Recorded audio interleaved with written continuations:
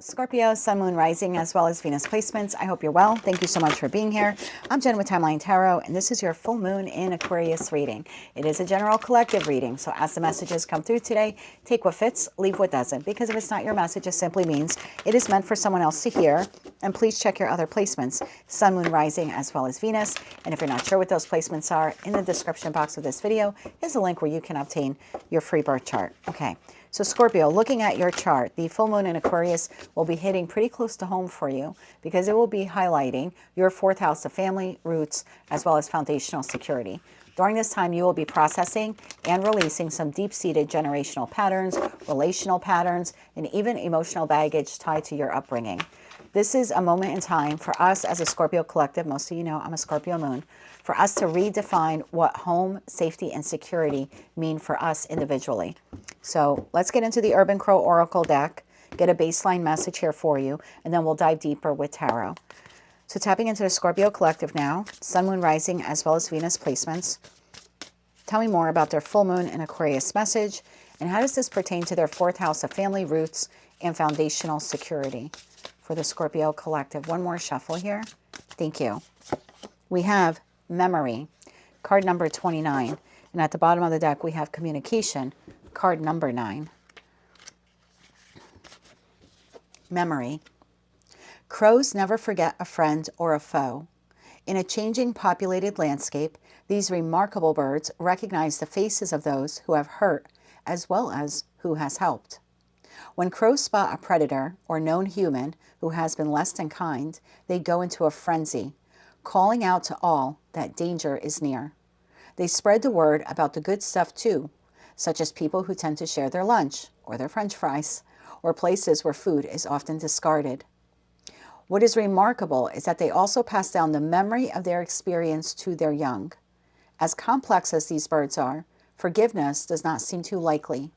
Memory asks you to examine areas where you may be letting a past hurt, past trauma, or past situation impact how you are engaging with someone today.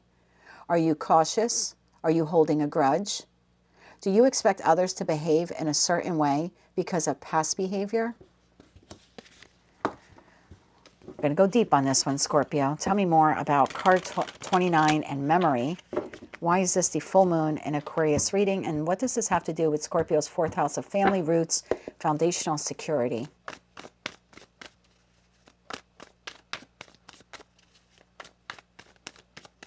One more shuffle here. Thank you. We have the Page of Wands. We have the Five of Wands. And we have the Ace of Wands. At the bottom of the deck, we have the Eight of Wands. At the bottom of the deck here, we have communication and we have growth. And then we have release. I feel like you're holding on to something here from childhood. It could be like deep-seated pain, emotional baggage, resentment. And I feel like it's affecting a current connection here in your life. And maybe for some of you, it has affected several connections in your life. It's almost, the feeling I get here is like you feel like something unjust or unfair happened in childhood. Now, this could be a myriad of things. This could be a parent passing away. This could be your parents divorcing. You were adopted. You were fostered. And you have some resentment maybe towards that. Maybe you had a parent who was emotionally like unresponsive or an emotional avoidant. There's something here that goes back to you're holding on to emotional baggage tied to a memory from your upbringing. Tell me about that Page of Wands. And I think it affects your communication and possibly even your ability to trust. One more shuffle. Thank you. Page of Wands is clarified by the World card. Yes, definitely in your past. Knight of Pentacles and Eight of Wands. It's a communication wound. Knight of Swords here at the bottom of the deck to the Five of Swords, to the Five of Cups. Oof. To the Eight of Cups. Oh my God.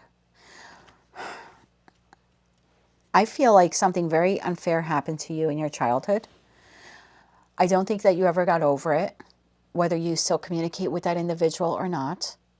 I think there's some deep-seated pain here that you still hold on to.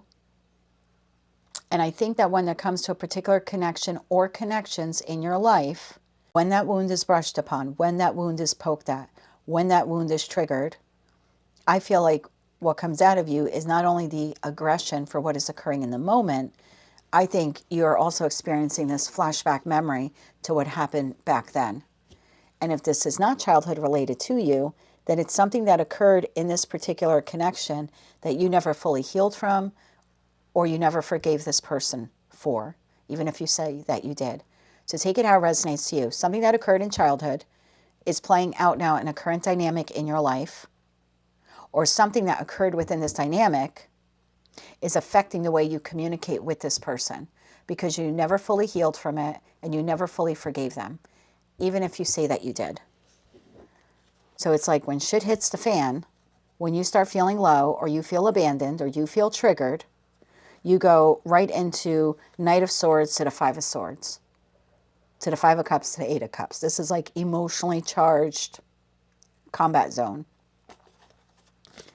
Five of Wands. Tell me about the Five of Wands. And it's almost like, did this person, you know, are they doing you wrong or did they do you wrong? Yes. Yeah, I'm certainly not blaming you. But the anger and aggression is coming from more than just that experience. Because again, there's something within you that you were never like able to set right about, or you never came to terms with. And it's almost like you still want justice for it. So when this person or other people screw you over, you not only want justice for what they're doing, you're being triggered to you. Oh, you also want justice for what happened way back then. Again, either with them or in another connection or maybe even childhood. So it amplifies the verbal response from you. Tell me about the Five of Wands. Tell me about the Five of Wands here. One more shuffle. Thank you. Because the Five of Wands could be seen as petty disagreements. You want Chinese food and they want Italian. You know, it doesn't have to turn into the Five of Swords. It doesn't have to turn into aggression. This is two people who are simply disagreeing here. They're fighting with wands. They're not fighting with swords. Five of Wands is clarified by the Hierophant, the Three of Swords, and the Sun. Bottom of the deck, we have the Seven of Cups. It's almost like this is your way to get justice for some pain that you're holding on to. And that pain is like, it's part of your foundation at this point, this deep-seated pain or deep-seated aggression that you have where either this person wronged you or you feel wronged by someone else. And it's almost very cathartic or very healing for you that when this person or people trigger you, the ability for you to be able to lash out at them in that moment provides you with temporary healing. But it's not complete healing because you haven't fully looked at that wound and you haven't fully healed that particular wound. Again, whether this person created it or someone else before them. But it does feel a little refreshing in that moment when you get all that aggression out. But again, you're not actually tending to the wound. It's like this person pokes at the wound and you rip the Band-Aid off, but you're not putting like any antiseptic on it. You know what I mean? You're still allowing it to like fester and exist and not fully healed. Tell me about the Ace of Wands. So the King of Cups flipped over right side up, so we're going to take it. That's you in your highest vibration. The King of Wands and the Page of Pentacles, bottom of the deck, the High Priestess. This person is either still in your life or it was the last, connection that you had where there was some turmoil. I think what this person is supposed to teach you, because I look at everyone who comes into our life, whether they stay, for a season or for the rest of our lives, I always see it as we're supposed to learn something from that person or just people in general. And I feel like what you were supposed to learn through this interaction, whether this person is currently in your life or, like I said, a past person or past people, was the reason why you verbally lashed out the way you did. And again, I'm not blaming you for that Three of Swords, because this person obviously created the wound or poked at the wound. So I'm not blaming you for what they did. But there is something here where you have to recognize where you overdo it. You overdo it with that stinger of yours and ours. Okay, I'm a Scorpio moon. Because there's some kind of pain here buried within you that you have not fully healed.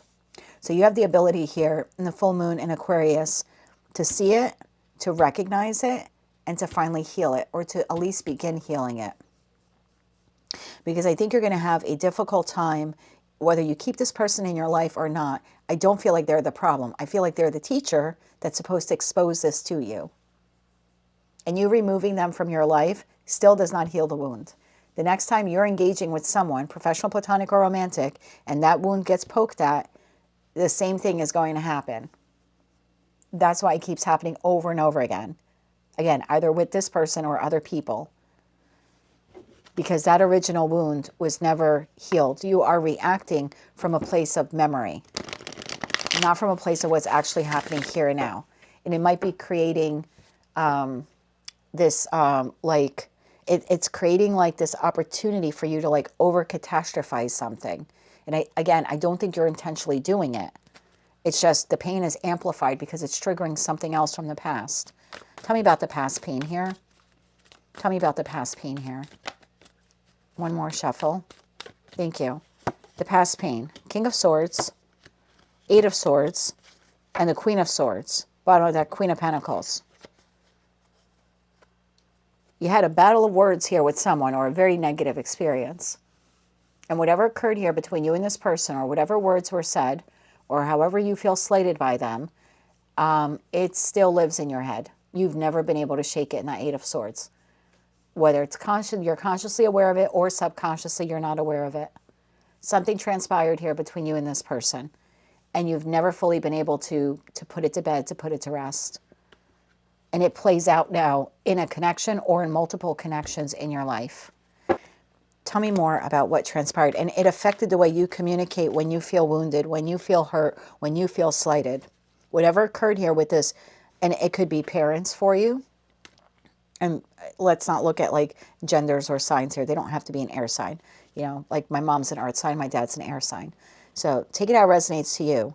But this is either you and another person, and you never fully got over what transpired between you and them, or it's some type of communication wound that you picked up from your parents. But either way, it's affecting a current relationship in your life. Six of Cups to the Devil, and what fell on my lap? The Nine of Pentacles. So something that transpired, again, at some point in time, either with this person or with other people in your life, you're still holding on to this. And it is, dare I say, a destructive communication wound that you have. And look, I don't think you walk around in your day-to-day life 9 to 5 motherfucking everyone. Like I've known several Scorpios in my time, and that's just not their energy. But I think for the group of you that I'm connecting with today, you can go from 0 to 100 when someone pokes at that wound. And so you might be unnecessarily overdoing it when it comes to, ouch, you hurt me.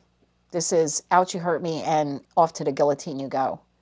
And so it's over catastrophizing what someone has done or what they're doing, because it goes back to triggering this wound here from childhood. I know I was picking up childhood energy there at the onset of the reading. Anything else you need to know about this? So this is your moment where you can see this. You can process this. You can connect these dots. Again, it doesn't mean that this person or these people are right, but it does want you to acknowledge this.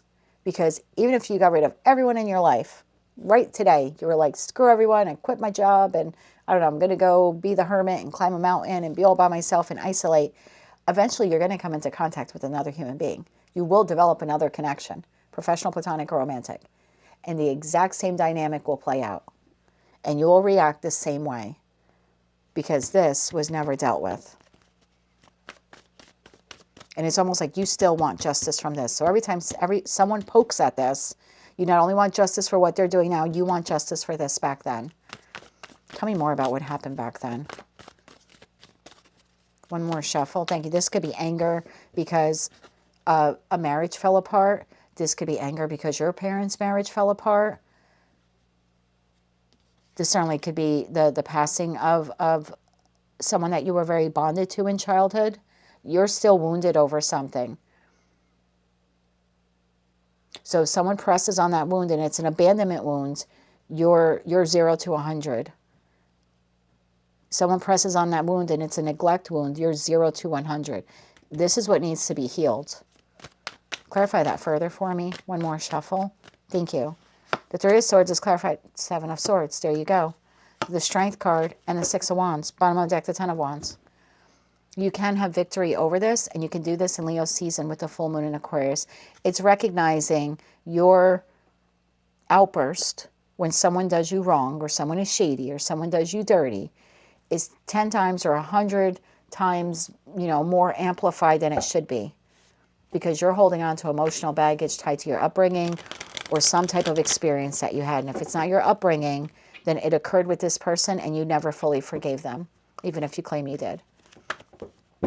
So figure out for yourself what that wound is and stop allowing it to sabotage how you communicate with others, or how you communicate with an individual who pokes at that wound, or who, triggers that wound for you.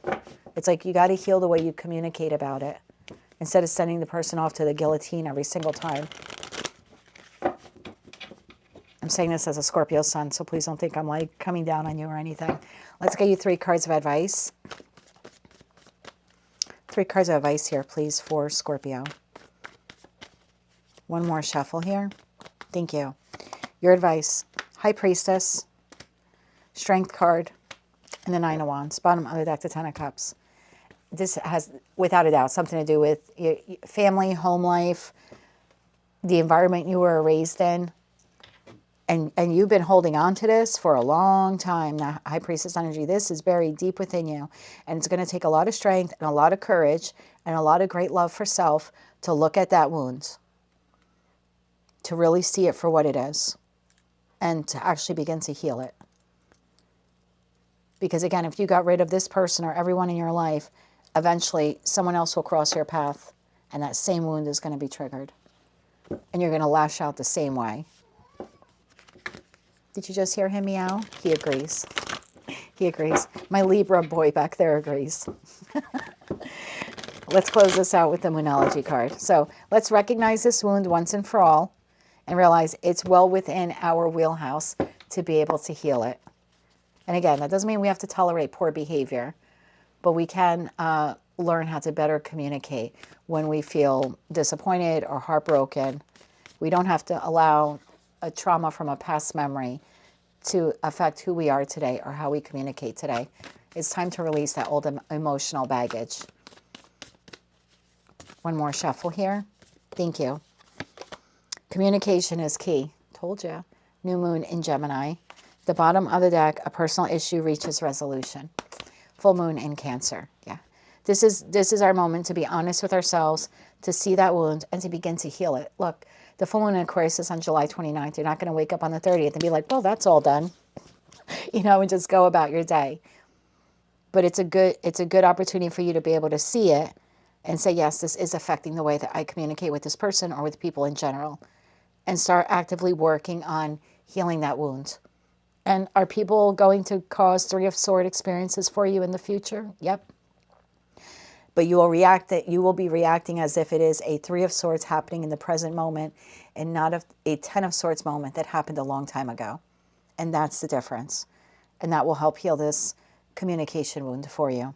That is what I have for you, Scorpio. That is your full moon in Aquarius reading. If you like that message, resonates with you, you want to claim all or part of it, please be sure to click like, share, comment, and subscribe. Don't mother F me, because I'm just going to tell you, hey, you obviously didn't get the point of the reading, so don't mother F me in those comments. But if you like that message, it resonates with you, you want to claim all or part of it, please be sure to click like, share, comment, and subscribe. Hype the video on your mobile device if you're able to do that, and don't forget to check out your other placements. And so I read for you again. I am wishing you light, love, and peace.